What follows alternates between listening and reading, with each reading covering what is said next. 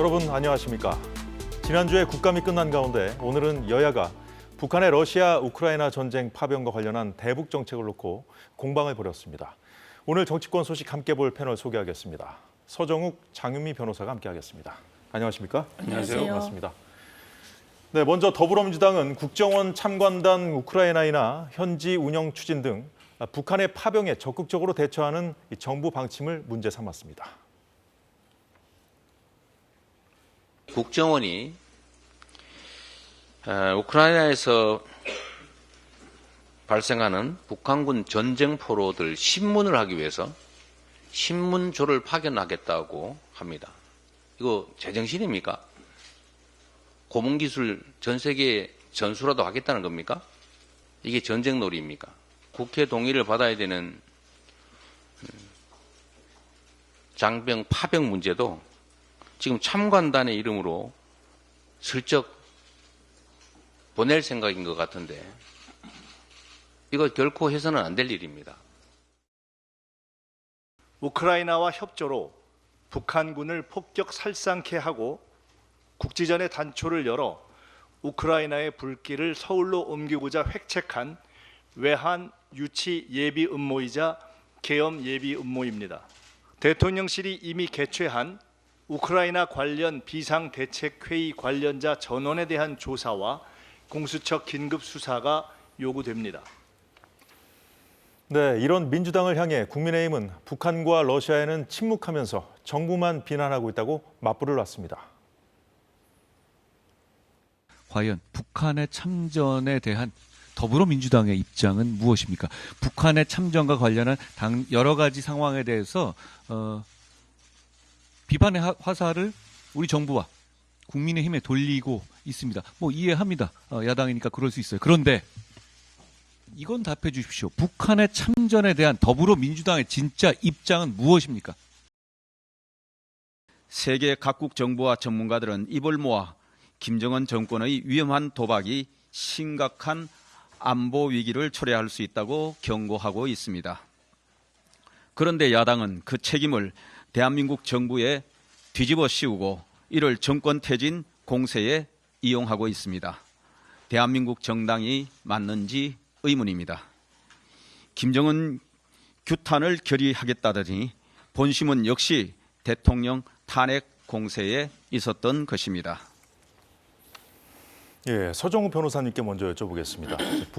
북한의 파병으로 인해서 이제 우크라이나 전쟁 상황이 남의 일이 아닌 상황이 됐다는 것이 이제 외교 전문가들의 견해거든요. 이제 대체적인 평가인데, 자, 이 상황에서 이제 야당이 정부의 적극적인 대처를 놓고 이제 신북풍몰이를 하고 있다고 지금 비판하고 있거든요. 지금 이제 야당은 북한부터 비판해야 되는 거 아닙니까? 북한이 이거 파병하는 걸 국제사회에 저는 침략 행위로 봅니다. 동조하는 게. 그리고 이제 이거 한기호 의원의 정확한 의미는 뭐냐? 심리주의라는 게요.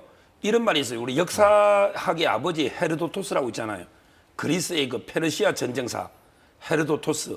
이분이 뭘 했냐면 평상시에는 평화 속에는 아들이 아버지를 묻지만 전시에는 전쟁 중에는 아버지가 아들을 묻는다. 지금 이제 북한의 우리 파병에 대해서 북한의 부모님들이 울고불고 지금 난립니다. 자기 자식의 그 소중한 생명이 총알바지나 외화벌이로 이용되고 있는 거예요. 이걸 심리전에 좀 이용하자는 거예요. 우크라이나가 이제 북한 포격했을 때 그걸 가지고 북한에 우리가 심리전으로 당신의 소중한 아들들이 아무 의미 없는 조국을 지키는 것도 아니고 김정은 정권의 외화벌이에 총알바지로 이용되고 있다. 이 부모님들의 마음 이러면 이게 오히려 또 막을 거 아닙니까? 북한 체제에 타격을 줄 수도 있는 거고. 저는 이게 뭐가 문제가 있냐? 이런 거하고 계엄이나 외환 유치죄하고 무슨 관계 있는가? 이래 보고요. 저는 북한의 파병을 아주 강력 규탄하고요. 그다음에 이걸 우리가 뭐 심리전에 이용하는 거는 고려해 볼 만하다 봅니다.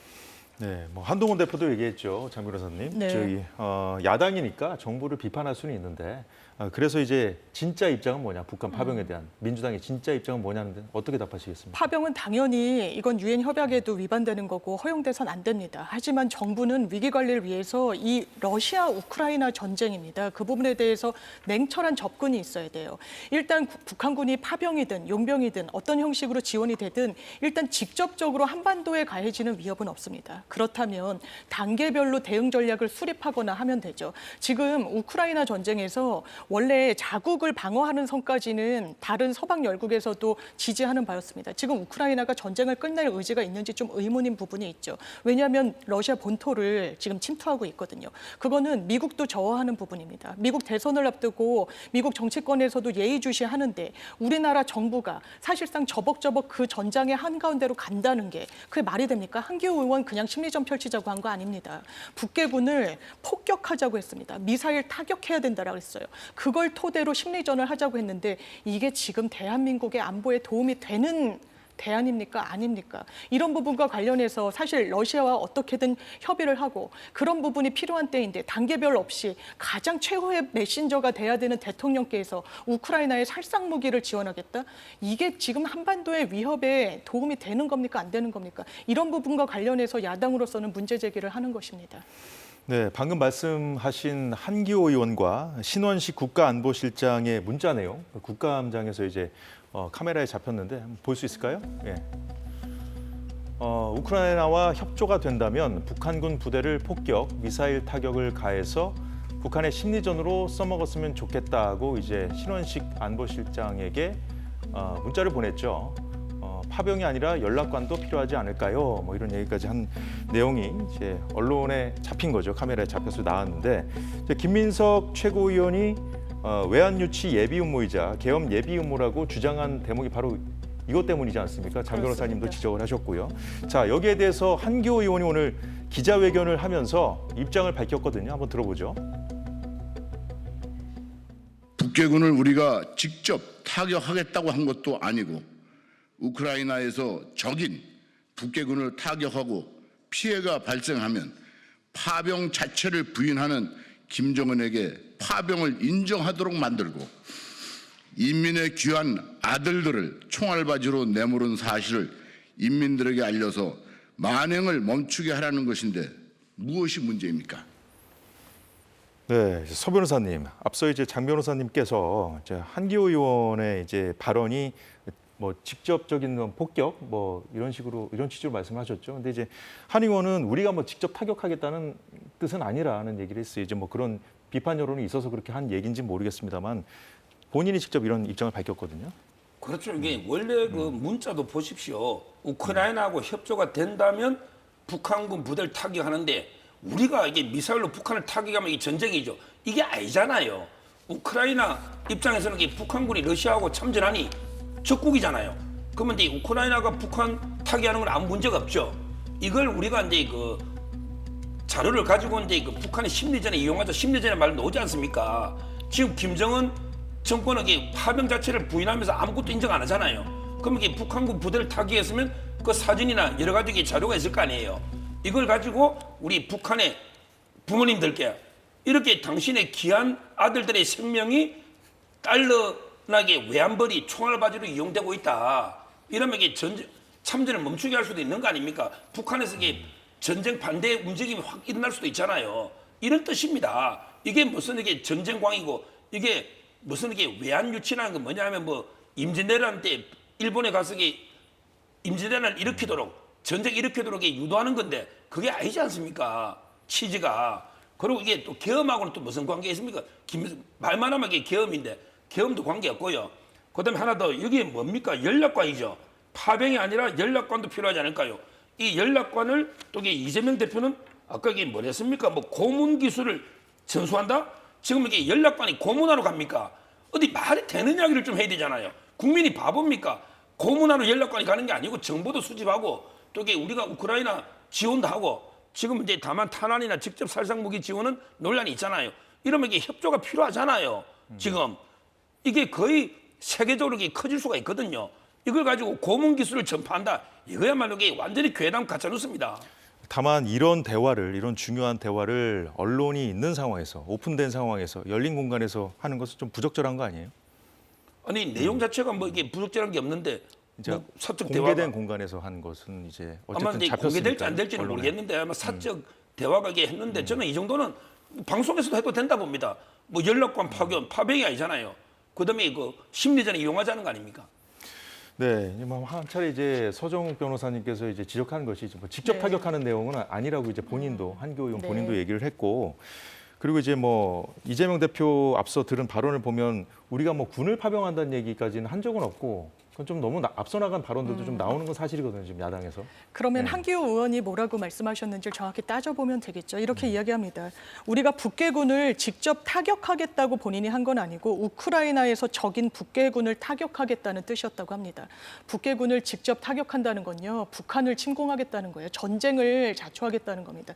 이런 이야기는 할 수 없었다는 거죠. 그러면 우크라이나에서 우리가 북한군을 표적화해가지고 타격하면 그게 거기서 끝납니까? 그래서 심리전으로 잘 마무리가 됩니까? 그렇지 않죠. 북한의 공격이 있을 수 있는 가능성을 상정해야죠. 지금 위기관리 접견 지역에서 이 정부 제대로는 하고 있습니까? 접견지의 시민들 밤에 이 대북방송, 대남방송 그 공방 속에 일상이 무너지고 있습니다. 우리나라는 정전국입니다. 종전국이 아니에요. 지금 이렇게 위기가 관리되고 있는데 그럼 타국에 살상무기를 지원할 수 있는 그런 여력은 있습니까? 이게 종합적인 대책이 과연 나오고 있는 것인지, 그리고 이재명 대표가 연락관 보내지 말라고 했습니까? 포로 신문조를 파견하겠다고 한 부분, 포로는 뭡니까? 전쟁 포로입니다. 그러면 신문은 어떻게 이루어집니까? 이게 어떻게든 물리력이 행사된 수반된 그런 신문 기술 같은 게 이루어질 수 있기 때문에 우려를 표한 거 아니겠습니까? 이 정부는 너무 위험 속으로 이 국제 정세는 모호하게 전략적으로, 그리고 러시아와도 이야기를 해야 되는데 당장 한기호 의원이 이야기한 대로 우크라이나에 북한군을 그렇게 침투를 하고 침략을 하게 돼서 어떤 도발을 하게 된다면 러시아가 또 우리나라의 이런 이 전시 상황에 들어올 수 있는 명분을 이미 북한이 갖고 있다는 거 아닙니까? 거기에 대한 전략적인 사고가 대관절 있는 것인지 좀 의문입니다. 근데 저는 네. 문맥이요. 우크라이나가 이게 그 북한을 이게 타격하는 게 아니고요. 북한에서 이제 그 러시아에 파병된, 예. 그럼 이거는 적국 아닙니까?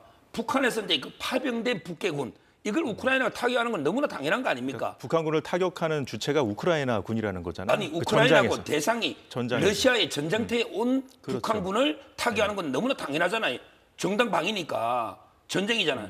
그러니까 북한을 미사일로 쏘가지고 이게 북한을 타격하자는 게 아니고, 저는 뭐 이거는 문제가 없다고 보이는데요. 네, 북한군, 이렇게 러시아에 파병된 북한군의 실전 배치가 임박했다는 외신 보도도 속속 나오고 있으니까요. 저희가 이어지는 코너에서 전문가와 함께 자세히 짚어보기로 하고, 다음 주제로 넘어가 보도록 하겠습니다. 자, 야권은 국감이 끝나자마자 장외투쟁에 들어가면서 대통령 탄핵 공세에 불을 지피기 시작했습니다. 지난 주말 먼저 집회를 시작한 조국 대표의 발언 들어보겠습니다. 윤석열, 김건희 부부는 우리의 바람을, 국민의 바람을 철저하게 외면했습니다. 천곡의 목소리를 들었습니다. 명태균의 목소리를 들었습니다. 오늘은 우리 다짐을 새롭게 하는 날입니다. 윤석열, 김건희 공동정권의 종식이 이루어지고 서로 굳은 살 백인 손을 맞잡고 기쁨을 나눌 것입니다. 네, 지금 뭐 어제 오늘 발언 다 들어봤는데요. 오늘은 조국 대표가 조국혁신당 당대표 취임한 지 100일 되는 날이라고 합니다. 하여튼 그래서 지난 주말에 대검찰청 서초동에서 집회를 했고요. 집회 명칭이 검찰 해체, 윤석열 대통령 탄핵 선언 대회였다고 합니다. 탄핵 소추안 작성까지 마쳤다고 그래요. 조만간 초안을 공개한다고 그러는데 이 상황 어떻게 보셨는지요? 제가 이제 그때 잠깐 집회를 그 사무실에서 봤는데요. 서초동 집회였다는 거죠. 한마디로 이제 그 탄핵 사회가 황당합니다. 뭐냐면 이제 그 본인들 명태균 의혹이라고 돼 있고요. 그거는 이제 아주 진실이 드러난 것도 없고 수사 중이잖아요. 그다음에 그 언론 탄압이라고 또 있더라고요. 도저히 언론을 탄압하면 이게 TV만 틀고 신문만 보면 이게 윤석열 대통령 김건희 여사 비판하고 있는데 어떻게 언론을 탄압하는지 그게 그 납득이 안 되고요. 그다음에 김건희 여사 무혐의한 탄핵 사유래요. 이거는 검찰에서 증거를 가지고 하는 거 아니에요. 증거가 만약에 명백하게 있었으면 이승윤 이정수 검사 했겠죠. 저는 애매하다고까지는 인정합니다. 근데 증거가 있었으면 했겠죠. 명확하지는 않잖아요. 의심스러울 때는 피고인의 이익 아닙니까? 제가 그 탄핵 사유 4가지를 이렇게 보니까 조국 대의 그 선언문이 있더라고요. 전부 다 이게 그 황당하고, 저는 결국 조국 혁신당의 이런 탄핵 집회는요, 한마디로 이제 그 연성 쿠데타라 봅니다. 국민이 뽑은 합법적인 대통령을 뚜렷하게 탄핵 사유가 없음에도 불구하고 본인의 방탄, 즉 본인도 이게 대법원 선고 앞두고 있잖아요. 이래서 이게 그 끌어내리겠다 선동하는 거 있죠. 이거야말로 이게 저는 연성 쿠데타가 아닌가 이렇게 보고 있습니다. 네. 조국 대표 같은 경우에는 지금 뭐 서 변호사님 지적하셨지만 그 1심도 아니고 뭐 항소심도 아니고 네. 최종심을 앞두고 있잖아요. 맞습니다. 그래서 뭐 사법 리스크 때문이다 이렇게 여권에서는 또 반격을 하고 있는 것 같아요. 네. 그러니까 여권에서는 그렇게 진단하실 수 있을 텐데 이미 조국 대표의 이 대법원 선고가 임박했다라는 건 상수인지 오래된 것 같고요. 아마 그런 것 같습니다. 연성 쿠데타라고 했는데 이게 정말 국민들에 대한 선전선동에 불과하다면 굉장한 역풍이 불었을 겁니다. 어땠습니까? 조국혁신당이 이른바 조국혁신당 돌풍까지 일으켰어요. 그때 슬로건이 뭐였습니까? 3년은 너무 길다였습니다. 거기에 유권자들이 어쨌든 마음을 실어주셨던 측면이 있습니다. 왜냐하면 원내 입성에 상당한 유의미한 성과를 거뒀으니까요. 그러면 그 이후에 대통령을 둘러싼 의혹이 사라졌습니까? 사라지기는커녕 눈덩이처럼 커지고 있죠. 이게 그냥 의혹인가요? 왜냐하면 거짓말로 계속 방어했다라는 게 드러나는 거 아닙니까? 이를테면 최근에 단독 기사 등을 보더라도 이런 겁니다. 대선 당일에도 명태균 씨가 운영하는 여론조사 회사로부터 여론조사 지표를 받고 전략회의를 했다. 이게 그 당시에 회의에 참석했던 분이 이 제보를 한 내용입니다. 이게 실체가 있습니까? 없습니까? 국민들은 최소한 실체가 없다면 없는 대로, 있으면 조금이라도 어떤 의혹이 있는지 밝혀야 된다는 거 아니겠습니까? 김건희 여사에 대해서는 심지어 국민의힘의 당대표까지도 사실상 기소해야 된다라고 그랬던 사건 아닙니까? 압수수색 한 번도 안 하고 무혐의를 증거가 없어서 주지 못했다라는 그런 검찰의 이런 논리를 어떤 국민이 수용할 수 있겠습니까? 이게 법과 정의입니까? 공정과 상식인가요? 이런 부분에 대해서 조국 혁신당이 깃발을 든 것으로 보입니다. 이건 뭐 그 장 변호사님 발언 중에 좀 이게 팩트라고 하기 조금 어려운 부분이 있어서 이제 한동훈 대표가 기소해야 한다고 한 적은 없죠. 그죠? 사실상 그렇다고 해석이 됐죠. 어떻게 보십니까? 한동훈 대표가 김 여사를 뭐 기소해야 한다고 말한 적은 없는데 사실상 그렇다고 지금 그냥 해석을 이제 이렇게 하셨거든요. 했죠. 국민이 납득할 수 있는 이런 데 조치가 이게 기소인지 뭔지 국민이 납득할 수 있도록 설명해야 된다. 이렇기 때문에 꼭 기소해라고 한 건 아닌 거는 맞죠. 그냥 국민이 납득할 수 있는 조치. 이따가 뭐 한동훈 대표 관련해서도 얘기를 저희가 나눠볼 테니까 그때 좀 더 살펴보기로 하고요. 자, 조국혁신당 방금 말씀 나눴던 그 대통령 탄핵 집회 다음 달 16일에도 서초동 같은 자리에서 할 예정이라고 합니다. 민주당은 다음 달 2일 서울역 인근에서 대규모 집회를 합니다. 이 집회에는 이재명 대표도 참석할 예정이라고 하는데 이재명 대표 발언도 한번 들어보겠습니다. 주술사가 닭 목을 베고 닭피의 맛을 보면서 전쟁 여부를 결정하는 그런 나라입니까? 입장이 좀 난처하더라도 우리 한동훈 대표님 오로지 말씀하신 대로 국민만 보고 가십시오. 국민을 가장 높은 판단의 기준에 두고 국민을 믿고 정치를 함께 해 나가시기를 기대합니다. 네, 이재명 대표 발언이 화면으로도 준비되어 있는데요. 좀 더 보면서 이어가 보도록 하겠습니다. 자, 방금 들으신 그 내용, 그 발언하면서 이런 얘기도 했습니다. 자, 합법을 가장한 연성 친위 쿠데타가 진행되고 있다. 다음 달 2일 말씀드렸다시피 김건희 여사 규탄 장애 집회를 할 예정인데요. 자, 지금 뭐 여론전에 들어갔다는 것이 이제 언론의 대체적인 평가입니다. 지금 저는 이제 아까 제가 조국 혁신당의 그 탄핵 이게 오히려 연성 친위 쿠데타다 이렇게 보고 있고요. 그다음에 이재명 대표가 이제 그 본인의 사법 리스크 방탄을 위해서 검사들을 이제 그 탄핵한다거나 특히 김건희 여사 도이치모터스 무혐의와 관련해서 이제 총장까지 지휘권이 배제된 총장까지 탄핵을 하겠다 이러고 있잖아요. 이런 거야말로 이런 게 쿠데타입니다. 쿠데타라는 게 뭐냐면요. 헌법을 훼손하는 거예요. 법 질서를. 예를 들어 이제 이재명 대표는 지금 피고인이잖아요. 선고 몇 개 앞두고 있고 이게 재판도 한 4개 하고 있고 또 수사 추가건도 많잖아요. 이런데 피의자면서 피고인입니다.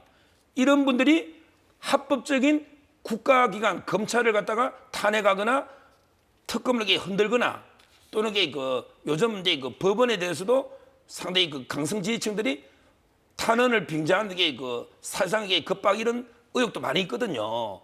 이런 게 바로 쿠데타라는 거죠. 아니 수사하는 게 무슨 쿠데타입니까? 지금 윤석열 대통령이 무슨 친위 쿠데타를 어떻게 하고 있습니까? 윤석열 대통령이 뭐 이재명 대표를 제거하려고 수사를 지휘하고 있는 것도 아니고 다 수사라는 거는 이게 이미 문재인 정권 때 그때 시작됐고 그때 재판이 시작됐잖아요. 제가 알기로 대장동, 위례백현동 다 성남시장 때 그때 일이고 이낙연 캠프 측에서 딱 문제 제기했던 거 아닙니까? 그다음에 대북 송금도 이게 언제쯤 문재인 정권 때 일이잖아요. 새로 윤석열 정권 들어서 새로 수사돼 가지고 탄압한 게 없어요.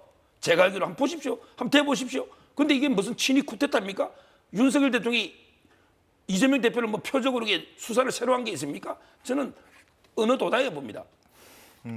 연성 쿠데타는 오히려 야권이 지금 하고 있다고 반론을 하셨어요. 아마 탄핵 집회를 염두에 두신 발언이라고 생각되고 이재명 대표가 이 문제의식은 이제 최근에 한 이제 유튜브 채널에서도 드러냈는데요. 이를테면 그런 겁니다. 죄가 있으면 단죄를 받아야죠. 여야 정치인 공이 그래야 된다는 겁니다. 이재명 대표 법인카드 의혹과 관련해서 수백 군데 압수수색 당했습니다. 그건 팩트죠. 그런데 김건희 여사와 관련해서는 도이치모터스 일당이 심지어 가장 붙어있다라고 하는 전주 손모 씨도 항소심에서 유죄를 받았습니다. 검찰은 브리핑을 4시간 넘게 하면서 법원이 영장을 기각해서 김건희 여사에 대한 압수수색을 단행하지 못했다고 했습니다. 거짓말이었죠. 아예 영장을 청구한 적이 없었다는 게 바로 다음날 국감에서 드러났습니다. 서울중앙지검장이 인정했던 사실입니다. 그러면서 증거가 불충분하기 때문에 죄를 묻을 수 없었다고 이야기합니다. 이게 정의입니까? 이 검찰 권력을 이용해서 뭔가 어떤 친위 부대로 사실상 활용하고 있는 거 아니냐라는 인식을 이미 국민들이 하고 계시는 겁니다. 거기에 대해서 아마 연성 쿠데타라고 진단한 게 아닌가 싶습니다.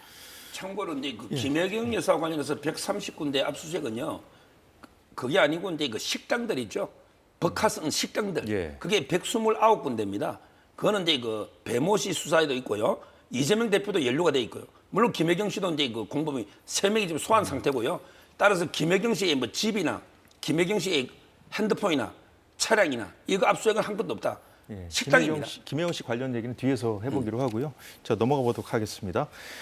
더불어민주당과 조국혁신당은 작금의 전국을 제2의 최순실 국정농단 사태라면서 이제 공세를 이어가고 있는데요. 그러면서 하는 3가지 주장이 있습니다. 비선 실세가 존재한다는 주장이고요.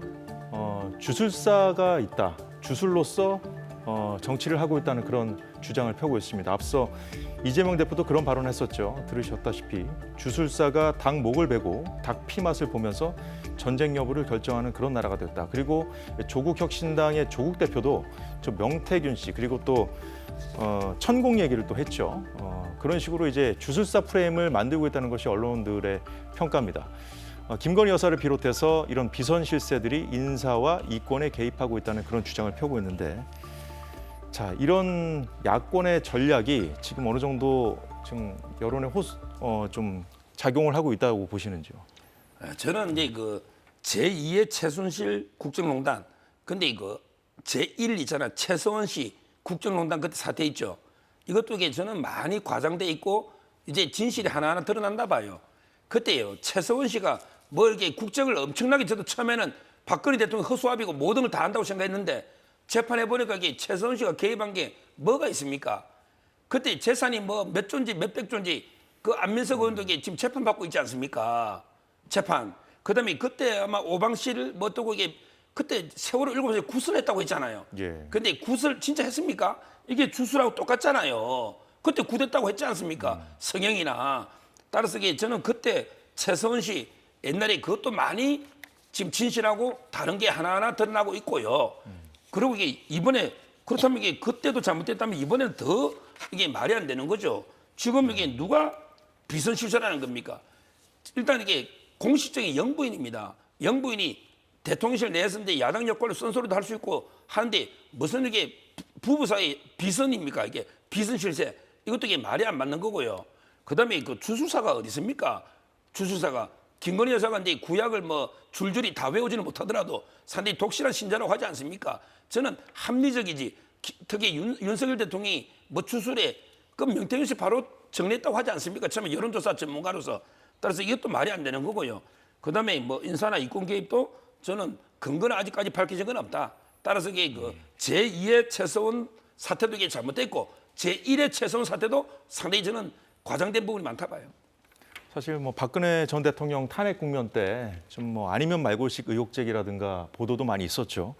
근데 이제 지금 야권이 또 이제 말이 안 되는 그런 주장들을 펴고 있다는 그런 말씀이신데 어떤 뭐 말이 되느냐 안 되느냐는 어쨌든 국민들이 판단하지 않겠습니까? 그렇죠. 지금 국민들이 판단하고 계시고 그게 지지율에 반영이 되고 있는 겁니다. 비선 실세와 관련해서 최서원 씨 연설문 첨삭하고 정부 문건 미리 받아봤다는 걸로 박근혜 전 대통령 탄핵됐습니다. 그게 하나의 분기점이었죠. 그 이후에 지지율이 급락했으니까요. 이 정부 어떻습니까? 김건희 여사 당연히 배우자로서 조언할 수 있습니다. 지금 거기에서 그치지 않았다는 게 의혹의 핵심입니다. 공천 과정에 그런 공무에 개입했다는 의혹이 있는 것들이죠. 지금 국감장에 나왔던 강혜경 씨 같은 경우에 이 공짜로 여론조사를 돌려주니까 3억 7천만 원을 받으러 김건희 여사를 찾아갔다는 겁니다. 명태균 씨가요. 그러더니 돈 대신에 김영선 의원의 공천장을 가져왔다. 이 부분과 관련해서 퍼즐이 어느 정도 맞춰지고 있는 부분 아닙니까? 대통령실에서는 초기에 해명하다가 그게 반나절 만에 하루 만에 사실 명태균 씨를 지속적으로 만났다는 근거들이 나오니까 이걸 철회했던 거 아닙니까? 이거 비선 논란이 당연히 제기될 수밖에 없는 게 아닌가 싶고 주술사도 물론 무리한 의혹 제기에는 저도 반대합니다. 다만 명태균 씨 조언을 받아서 무슨 해몽을 받아서 엘리자베스 여왕의 장례식에 갔네 안 갔네 앙코르와트를 갔네 안 갔네 이런 공적인 어떤 수행하는 과정 중에 영향을 미쳤다는 그런 의혹이 제기되고 있으니까 밝혀야 되는 거 아닙니까? 인사와 이권 개입도 이번 국감에 여러 가지가 의혹이 제기됐습니다. 이 용산을 옮기고 그리고 관저를 옮기면서 여러 수의 계약이 된 부분들 사실상 실체가 제대로 확인되지 않는 김건희 여사가 운영했던 커버나 콘텐츠의 후원 업체들 그냥 암묵적으로 이런 이권을 개입했다는 거죠. 국방부의 공무원들 그리고 법무부의 공무원들이 또 김건희 여사 업체를 후원했던 기업들에 재취업을 했다는 겁니다. 이게 지금 국민들이 의혹을 제기하는 게 이게 문제가 있는 겁니까 아닌 겁니까? 이걸 해명할 의무가 저는 집권 여당과 이 정부에 있다고 생각합니다. 예, 언론은 지금 야권의 탄핵 공세를 11월 이재명 대표 1심 선고 등 야권 인사의 재판 일정과 맞물려서 야권이 대규모 여론전에 나선 거라고 평가하고 있습니다. 앞서 말씀드렸다시피 다음 달 2일 날 더불어민주당의 장애 집회가 예정돼 있죠. 그리고 16일 날은 조국혁신당의 대통령 탄핵 대회가 예고돼 있습니다. 그 사이에 14일과 15일 어떤 일이 있을지 한번 보시죠. 김건희 여사 특검법 본회의 처리를 지금 검토하고 있습니다. 거의 확정적이죠. 그리고 그날 같은 날 김혜경 씨 공직선거법 위반 1심 선고가 잡혀 있습니다. 15일 날은 많은 분들이 알고 계시듯이 이재명 대표의 공직선거법 위반 1심 선고가 예정돼 있고요. 조국혁신당 탄핵대회 이후 21일 날은 황운하 의원 울산시장 선거 개입 2심 선고일입니다. 그리고 25일 날 또 이재명 대표 위증교사 1심 선고일이고요. 28일 날은 윤 대통령이 김 여사 특검법을 이제 거부권을 행사할 것으로 이제 예상되고 있는 상황이기 때문에 28일 날 민주당이 김 여사 특검법 재표결을 지금 할지 지금 검토 중인 상황입니다. 자, 일단 서정호 변호사님, 야권이 이런 그 재판 일정을 고려해서 지금 여론전에 나서고 있다는 그런 여론의 그 언론의 평가 좀 적절하다고 보십니까? 그렇죠. 저기 하나인데 그 추가하면요. 조국 대표의 그 대법원 판결도 아마 11월 중에 나올 겁니다. 지금 대법원의 그 상고된 사건 중에 가장 먼저 오래된 사건입니다. 대법원 3부에서.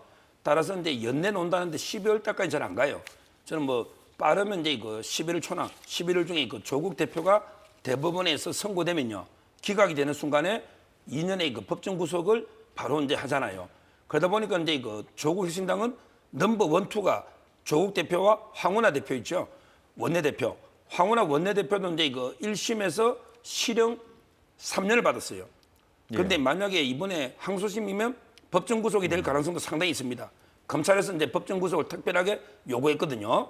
물론 이제 해기 중일 때는 국회 동의받아서 구속을 집행합니다. 해기 중이 아니면 바로 이게 구속하는 거고요.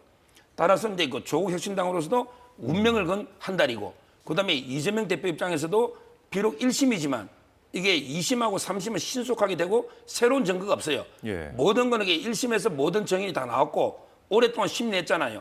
저는 1심이 곧 이게 항소심이나 대법원하고 그대로 연결된다 보거든요. 따라서 상당히 그 중요한 상황입니다. 그러다 보니까 이제 그 야권에서도 총력전으로 아마 이제 그 흔들어야 된다. 정권을 조기 퇴진시키면 대법원까지 가기 전에 바로 대선 국면으로 들어가 버리면 본인들이 재판을 좀 상당히 오래 시간을 끌었잖아요. 그러니까 조기 대선을 하자 이런 이제 의도가 있을 수도 있는 거고, 또 이런 식으로 이게 그 전국에 혼란을 가져오면 사법부에도 조금 이게 그 부담을 줄 수 있는 이런 부분도 있거든요. 따라서는 본인들의 방탄 때문에 장애 집회나 이런 이제 강공책을 쓰고 있다고 봅니다. 그럼 사실 지금 야권에서는 그 야권 인사들에 대한 수사나 재판이 이제 부당하다, 이제 연성 쿠데타라는 표현까지 나왔잖아요. 그러면 뭐 대통령 탄핵을 언급하거나 우리가 그걸 생각하고 있지 않다고 이제 할 게 아니라 이제 이거 자체 지금 야권 인사들에 대한 수사 자체가 이제 부당하다는 입장을 지금 견지하면서 장애 집회까지 하는 상황이니까 이제 여권과 전면전에 나설 거다 이렇게 그냥 인정해도 되는 상황 아닌가요? 저 정도 상황 펼쳐지니까. 일단 탄핵은 어떻습니까? 민주당이 하는 게 아니고 지난번에도 박근혜 전 대통령 때도 민주당은 사실 한 발짝 뒤로 물러나 있었던 게 사실입니다. 국민들 여론이 걷잡을 수 없이 가게 됐던 거죠. 여기에 또 하나의 변수는 당연하지만 한동훈 대표의 어떻게 보면 정치적 행보와도 맞물려 있을 겁니다.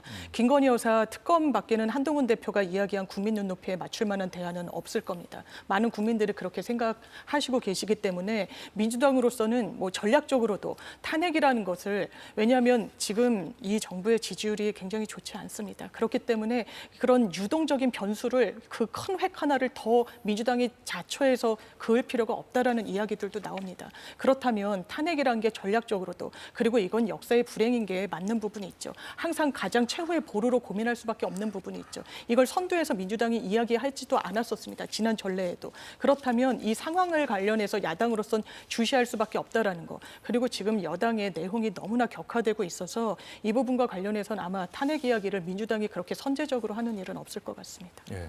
자, 앞서 김혜경 씨 그 공직선거법 위반 재판 관련해서 말씀을 좀 두 분이 하셨었잖아요.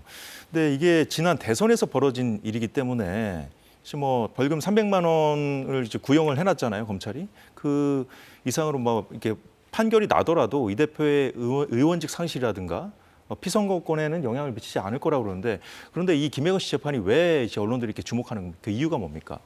지금 이제 그렇죠. 이게 대통령은 예라고 돼 있어요. 국회의원 부인이면 돼요. 국회의원 부인이면 이게 그 배우자가 300만 이상 받으면 당선 무효 됩니다. 선거 사무장이나.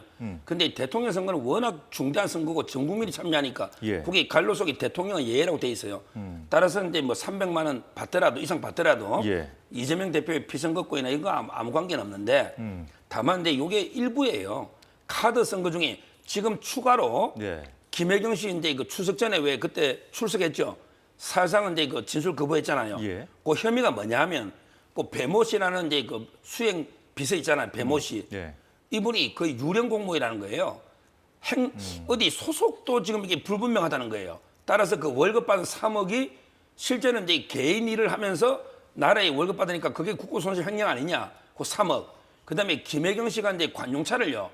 자기 차처럼 이게 집에 타놓고 썼다는 거죠. 그다음에 허위로 이게 운행 기록을 만드는 거죠. 허위 공문서. 그게 5천이에요. 그다음에 카드 쓴 게 지금 밝혀진 것만 2천.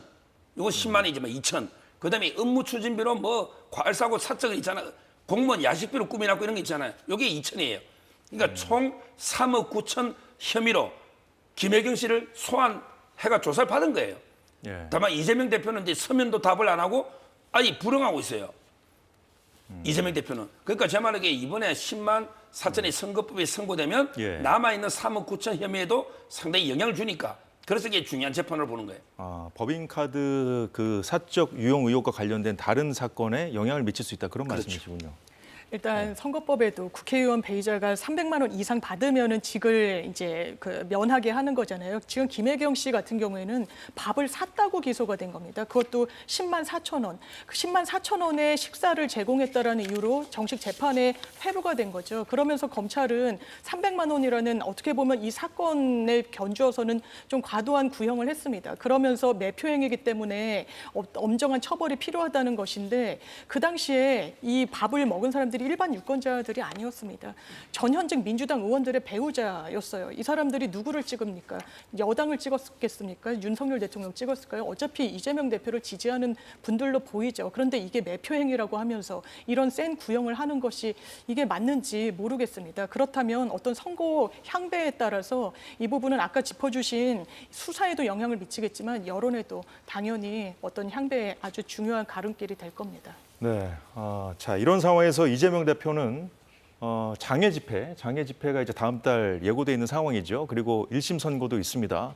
다음 달 더 그 전국 상황이 지금 혼돈에 빠질 거라고 지금 다들 보고 있는데 이 상황에서 한동훈 대표에게는 이제 회담하자고 손을 내밀었고 한 대표가 잡지 않았습니까? 자, 이 회담이 지금 상황에서 뭐 이루어질 수 있겠냐 이런 얘기도 나오고요. 뭐 성과를 낼 수 있겠습니까? 아마 근데 그 회담은 뭐 한다고 하니까 아마 할 수는 있다고 보고요. 예. 다만 이제 그 한동훈 대표가 특검법에 그 덜컥 합의해주는 이런 일은 없을 거예요. 제가 알기로 주로 이제 그 민생과 관련해 가지고 뭐 검투세나 네. 또는 이제 그 의료개혁 문제 요까지 그다음에 특별감찰관까지는 이제 그 추천하자. 근데 야당이 원하는 건 특검법이잖아요. 그러니까요. 네. 근데 그 잘 한동훈 되겠네, 이거죠. 대표가 특검법은 이게 그 받을 수가 없어요. 당내 그 의원들이 김건희에서 특검법은 전부 이게 뭐 다수일 겁니다. 이탈표가 4표 이상은 또 넣을 수가 없어요. 그래서 이제 아마 저는 특검법은 뭐 이재명 대표의 희망사항이고 한동훈 대표가 그거는 안 받을 거로 보고요. 나머지 이제 의제로 회담을 하지 않을까 이렇게 봅니다. 네, 지금 여야 대표 회동을 놓고 뭐 동상이몽이라는 표현을 많이 쓰더라고요, 언론이.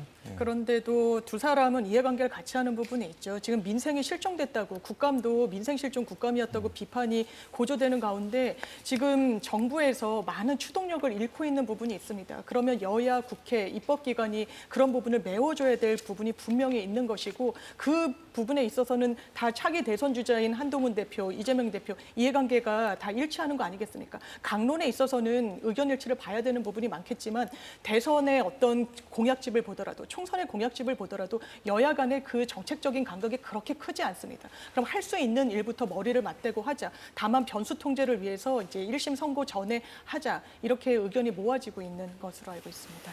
네, 여권 내에서는 지금 야당 대표와 회담할 때냐는 불만의 목소리도 나오고 있습니다. 여당 지지층 분열도 심화되고 있는데요. 한동훈 대표가 외부 일정을 수행하던 중에 일부 지지자들에게 보수 진영 지지자들입니다. 봉변을 당하기도 했습니다. 국민의힘은 한동훈이 끌어내야 됩니다. 한동훈이를 끌어내야지. 네, 지금 보시는 장면은 한동훈 대표가 대구를 방문했을 때 지지자 중 한 명이 한 대표를 향해서 삿대질을 하는 모습도 좀 볼 수 있고요. 앞서 나온 그 발언이 들렸던 영상 부분은 그 박정희 전 대통령 추도식에서 벌어졌던 일입니다. 자, 그럼 보수 진영의 지지자들이 한동훈 대표에게 저렇게 하는 그 이유가 있을 텐데요. 아마 이제 뭐 윤석열 대통령은 특히 김건희 여사인데 3가지 조건을 이제 그 예선한 노 이러니까 너무 가혹한 거 아니냐. 총구를 민주당이나 2조 심판 이렇게 해야 되는데 왜 대통령실을 향하느냐. 이런 이제 그 불만에 아마 보수가 지금 상당히 그 분열의 위기에 처해 있는 건 맞고요. 참 안타까운 상황이죠. 근데 원래 이래요. 원래 우리 해방 직후에도요. 좌우 이념대로 분단된 거 아니에요. 오히려 이게 우리끼리 치열하게 싸우고요. 좌익은 좌익끼리 싸운 거죠. 아마 이게 같은 당내 싸움이 더 치열한데 참 이게 그 안타까운 뭐 저로서도 이게 그 해법이 잘 안 보이는데 그나마 이게 그래도 저는 뭐 대통령과 한동훈 대표가 먼저 운명 공동체다. 혼연일체가 돼야 된다. 이렇게 해줘야만 지지층도 나름대로 좀 결집할 거 아닙니까? 따라서 저는 최고 이제 대통령과 한동훈 대표 태도가 상당히 중요하다 이렇게 봅니다. 예. 장 변호사님. 예, 일단 여당이 내홍을 겪고 있죠. 이게 갈등을 겪고 있는 상징적인 한 단면을 보여준 것인데 저는 개인적으로 이 어떤 갈등 구조 속에서 명분을 가진 건 한동훈 대표라는 생각이 듭니다. 김건희 여사에 대해서 많은 국민들이 공식 행보 자제하는 걸 넘어서 의혹이 해소되어야 한다고 이야기를 합니다. 그리고 면담에서 대통령을 직접 뵀을 때도 구체적인 대안 같은 것을 제시했다라고 언론이 정하고 있죠. 그런데 이런 부분과 관련해서 대통령실이 수용하지 않는다면 한동훈 대표도 이 국민 의혹을 풀기 위한 어떤 대안을 정치적으로 채택할 수밖에 없을 겁니다. 한동훈 대표 체제에 이제 100일 가까워지고 있습니다. 그 선택, 정치적 선택을 할 시간이 저는 많이 남지 않았다고 생각합니다. 네, 오늘 정치권 소식은 여기까지 보겠습니다. 오늘 두 분 말씀 잘 들었습니다. 감사합니다. 고맙습니다.